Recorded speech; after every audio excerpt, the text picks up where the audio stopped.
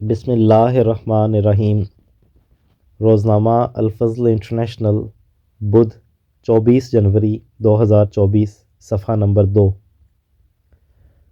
حصول تقویٰ کے لیے نہایت اہم اور دل گداز نصائح۔ انتخاب از خطبہ جمعہ حضرت خلیفۃ المسیح الخامس ایدہ اللہ تعالی بنصر العزیز، فرمودہ 20 جنوری 2012۔ یؤمنون باللہ والیوم الآخر ویأمرون بالمعروف وینہون عن المنکر ویسارعون فی الخیرات واولئک من الصالحین وما یفعلوا من خیر فلن یکفرہ واللہ علیم بالمتقین۔ سورہ آل عمران، آیت 115-116۔ ان آیات کا ترجمہ یہ ہے کہ وہ اللہ پر ایمان لاتے ہیں اور یوم آخر پر، اور اچھی باتوں کا حکم دیتے ہیں اور بری باتوں سے روکتے ہیں، اور نیکیوں میں ایک دوسرے سے سبقت لے جانے کی کوشش کرتے ہیں، اور یہی ہیں وہ جو صالحین میں سے ہیں۔ اور جو نیکی بھی وہ کریں گے تو ہرگز ان سے اس کے بارے میں ناشکری کا سلوک نہیں کیا جائے گا، اور اللہ متقیوں کو خوب جانتا ہے۔ مومنوں کی نشانی نیکیوں کا حکم دینا، برائیوں سے روکنا، اپنی اصلاح اور نیک اعمال بجا لانے میں ایک دوسرے سے آگے بڑھنا ہے۔ پہلی آیت جو میں نے تلاوت کی ہے اس میں یہ باتیں بیان ہوئی ہیں۔ یہ سورہ آل عمران کی آیت تھی، اور اس صورت میں یہ باتیں دوسری جگہ بھی دہرائی گئی ہیں کہ یہی باتیں ہیں جو انسان کو صالحین میں شامل ہونے والا بناتی ہیں۔ یہ باتیں ایمان میں مضبوطی کی نشانی ہیں، اور یہی باتیں ہیں جو فلاح اور کامیابی سے ہمکنار کرتی ہیں، کیونکہ اللہ تعالیٰ اپنے دیے گئے حکموں پر چلنے والوں کے عمل ضائع نہیں کرتا۔ اس لیے لازماً نیک اعمال کرنے والوں اور نیکیاں پھیلانے والوں کو، نیکیوں میں سبقت لے جانے والوں کو اللہ تعالیٰ نوازتا ہے۔ لیکن اللہ تعالیٰ نے دوسری آیت میں جو میں نے تلاوت کی اس میں بتا دیا کہ میں علیم ہوں، عالم الغیب والشہادہ ہوں، غیب کا علم بھی رکھتا ہوں، ظاہر کا علم بھی رکھتا ہوں۔ ہر عمل جو تم کرتے ہو اسے میں جانتا ہوں کہ کس نیت سے کیا جا رہا ہے۔ اگر تقویٰ پر چلتے ہوئے یہ کام ہے تو یقیناً اللہ تعالیٰ اپنی رحمت کی آغوش میں لے لے گا۔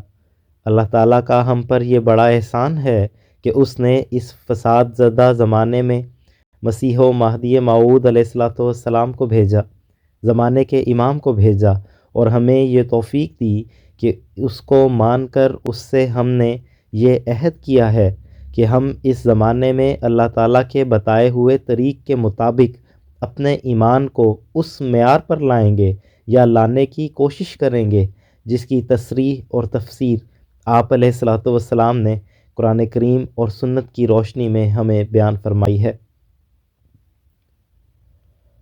حضرت مسیح موعود علیہ السلام فرماتے ہیں کہ زبان کو جیسے خدا تعالیٰ کی رضامندی کے خلاف کسی بات کے کہنے سے روکنا ضروری ہے، اسی طرح امر حق کے اظہار کے لیے کھولنا لازمی امر ہے۔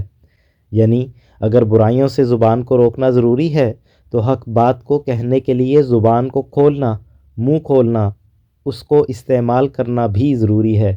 فرمایا کہ یامرون بالمعروف وینہون عن المنکر، سورہ آل عمران، آیت 115۔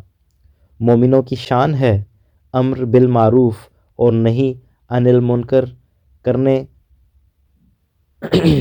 سے پہلے ضروری ہوتا ہے کہ انسان اپنی عملی حالت سے ثابت کر دکھائے کہ وہ اس قوت کو اپنے اندر رکھتا ہے۔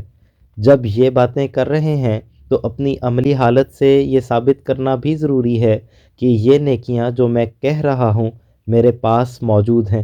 فرمایا کیونکہ اس سے پیشتر کہ وہ دوسروں پر اپنا اثر ڈالے، اس کو اپنی حالت اثر انداز بھی تو بنانی ضروری ہے۔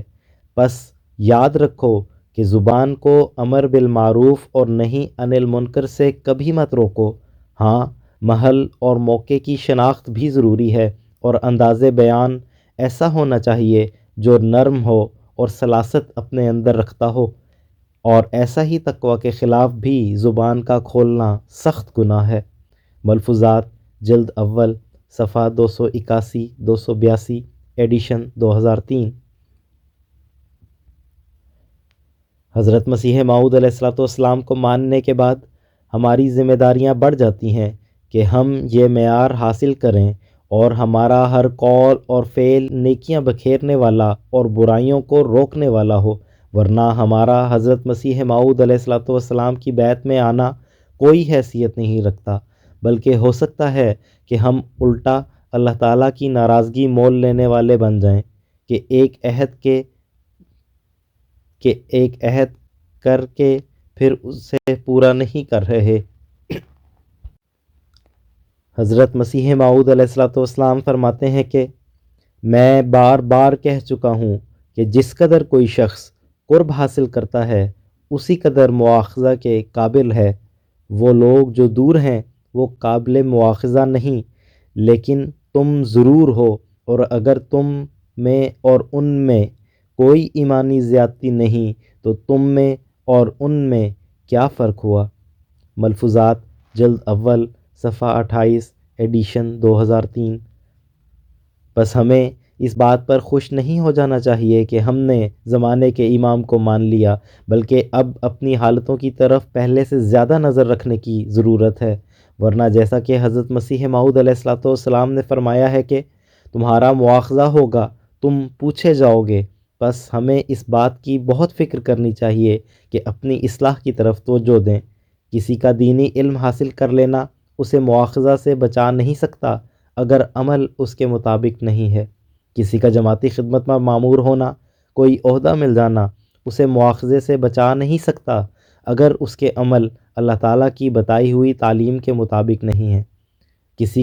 کسی خاندان کا فرد ہونا، بزرگوں کی خدمات اس کو مواخذہ سے بچا نہیں سکتی اگر عمل اس کے مطابق نہ ہو جس کی اللہ تعالیٰ نے تعلیم دی ہے۔ اس بارے میں حضرت مسیح موعود علیہ السلام نے ایک اور جگہ بھی بڑا واضح فرمایا ہے کہ صرف بیعت کر لینے سے تم متبعین کے جو انعامات ہیں ان کے وارث نہیں بن جاتے۔ آپ فرماتے ہیں کہ یقیناً سمجھو کہ اللہ تعالیٰ کے نزدیک وہ لوگ پیارے نہیں ہیں جن کی پوشاکیں عمدہ ہوں اور وہ بڑے دولت مند اور خوش خور ہوں، بلکہ خدا تعالیٰ کے نزدیک وہ پیارے ہیں جو دین کو دنیا پر مقدم کر لیتے ہیں اور خالص خدا ہی کے لیے ہو جاتے ہیں۔ پھر آپ علیہ السلام فرماتے ہیں کہ من جملہ اس کے وعدوں کے ایک یہ بھی ہے جو فرمایا وَجَاعِلُ الَّذِينَ اتَّبَعُوكَ فَوْقَ الَّذِينَ كَفَرُوا إِلَى يَوْمِ الْقِيَامَةِ، سورہ آل عمران آیت 56، یعنی جو تیرے پیرو ہیں انہیں ان لوگوں پر جو کافر ہیں یا منکر ہیں ان پر قیامت تک بالادست رکھوں گا، فوقیت دوں گا۔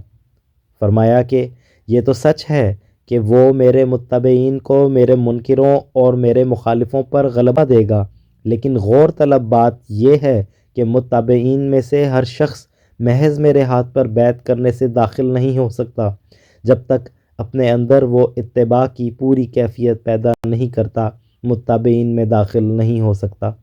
ملفوظات جلد 4 صفحہ 596 ایڈیشن 2003۔ بس ہمیں بہت غور کرنے کی ضرورت ہے۔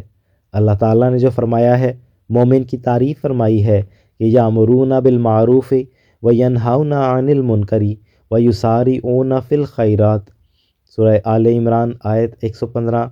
اس کی حقیقی تصویر ہم تبھی بن سکتے ہیں، حقیقی مومن ہونے والے ہم تبھی کہلا سکتے ہیں جب حضرت مسیح موعود علیہ السلام جو حضرت صلی اللہ علیہ وسلم کے غلام صادق ہیں، ہم آپ کی نصائح اور ارشادات پر عمل کرنے والے ہوں، آپ علیہ السلام کو جو ہم سے توقعات ہیں ان پر پورا اترنے کی کوشش کرنے والے ہوں۔ میں نے حضرت مسیح موعود علیہ السلام کی بعض نصائح لی ہیں جو ہماری دینی اور روحانی حالتوں کو سنوارنے کے لیے بلکہ دنیاوی ترقی کے لیے بھی ضروری ہیں، اور جیسا کہ حضرت مسیح موعود علیہ السلام نے فرمایا، اگر ہم آپ کی باتوں پر پوری طرح توجہ کر کے ان پر عمل کرنے کی کوشش نہیں کرتے تو ہم حقیقی متبع نہیں کہلا سکتے، اتباع کرنے والے نہیں کہلا سکتے۔